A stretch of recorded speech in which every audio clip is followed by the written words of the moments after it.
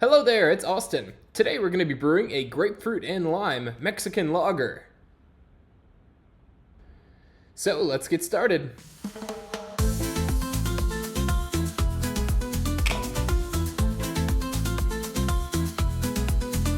We'll start out by collecting our reverse osmosis water, or right around 4.5 gallons, run through our series of filters, and I'll adjust that water with the following additions of calcium chloride, Epsom salt, and gypsum. Pretty high charge of gypsum here because I'm trying to push some dryness and some crispiness into this beer, as I usually try to push in most of my lagers. For the fermentables, I'm using mainly Pilsner malt alongside some flaked corn, which will not be milled, and some Munich Light to give a little bit of color and a little bit of malty sweetness to that end product. With everything milled up, I'll add it to my kettle, which I've preheated to 149 Fahrenheit, and then mix it up and let the whole thing mash for 60 minutes. After the 60 minutes of stirring it occasionally, but not too much, it's time to pull the grain basket up away from the heating element and then let gravity do the work, draining the wort back down into the kettle.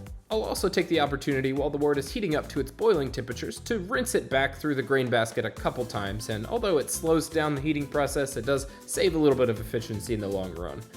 Once the wort has finished heating up to its boiling temperature, it's time to add in our first hops. This will be a half-ounce addition of Mount Hood, which isn't a super high alpha acid hop, but Mexican lagers aren't too bitter, so we'll put that in at the 60-minute mark. And while we're waiting for our second hop addition, I'll go ahead and get started on the tedious process of zesting 3 grapefruits and 4 limes. Half of the zest we collect I'll go ahead and set aside to add to the boil in a few minutes, but with the other half, I'll put it in a mason jar and cover it with vodka, let it sit for a few weeks as a tincture that will be added to the keg during packaging. With 5 minutes left in the boil, I'll add 3/4 of an ounce of Saaz hops alongside the chiller and spoon and anything else I need sanitized for the chilling step. When the timer hits 0 on the boil, then we'll add in the zest from our 1.5 grapefruits and 2 limes. This is added during flame out to hopefully reduce any of that unpleasant bitterness that you might get from boiling a grapefruit peel. Once our wort is chilled down to a nice yeast pitch temperature of high 60 degrees, maybe or low 70 degrees Fahrenheit, we'll transfer over to a pressure capable fermenter, or in my case, a 5-gallon stainless steel Torpedo keg,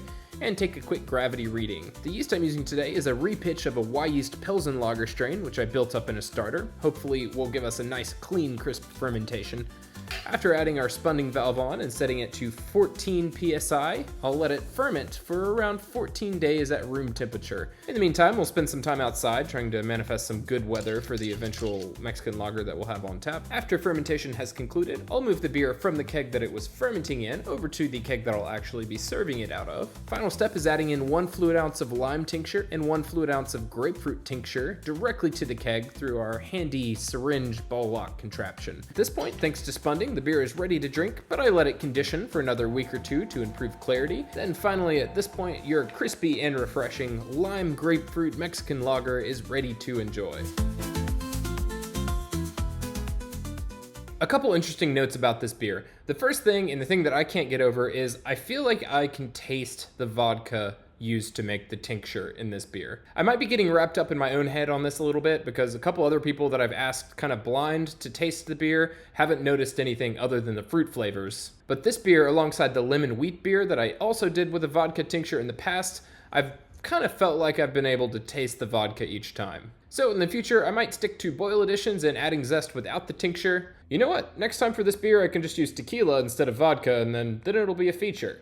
I don't know. I'd love to hear if any of you guys have experience making fruit tinctures for beer and if you think that you can taste the vodka, because now I'm really starting to question if I'm just imagining it because I know it's in there. But imaginary vodka flavors aside, on the nose I'm getting that satisfying malt with a touch of corn character that is very familiar from other Mexican lagers I've had. Definitely a touch of sweetness right as you take a sip and just before the bitterness from the hops and the grapefruit kind of all rush in.